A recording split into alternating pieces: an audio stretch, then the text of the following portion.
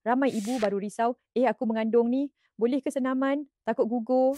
Tapi sebenarnya, kalau buat dengan betul, senaman masa awal mengandung bukan je selamat, tapi power untuk ibu dan baby. 1. Bantu aliran darah ke rahim dan uri. Senaman ringan bantu perjalanan oksigen dan nutrien sampai ke janin dengan lebih lancar. Kurangkan risiko krem, sembelit dan tekanan darah tak stabil.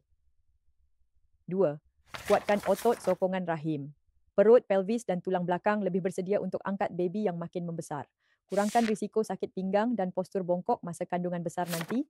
3. Kawal hormon dan emosi ibu. Senaman rilis endorfin, hormon gembira, bantu stabilkan emosi, kurangkan rasa anxious, moody, letih melampau, ibu rasa lebih in control dengan badan sendiri.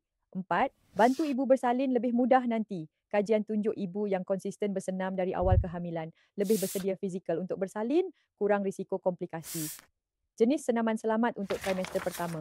Jalan kaki 20 ke 30 minit, 3 ke 5 kali seminggu, senaman lantai pelvis, kegel bantu, kuatkan otot rahim dan kawal pundi kencing, berenang, swimming ringan, bantu kurang tekanan pada sendi. Elakkan lompat-lompat, angkat berat, keterlaluan, senaman ekstrim atau risiko jatuh.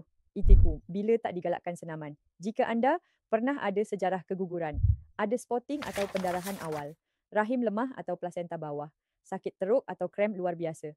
Support dalaman pun penting. Amalkan Everty Mama setiap pagi sebelum sarapan untuk stabilkan hormon, kuatkan dinding rahim.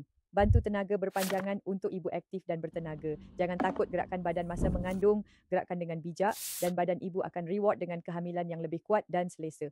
Komen, saya nak cuba senaman ibu mengandung kalau anda tengah trimester pertama dan jangan lupa follow untuk tips kehamilan yang real, lembut dan empowering.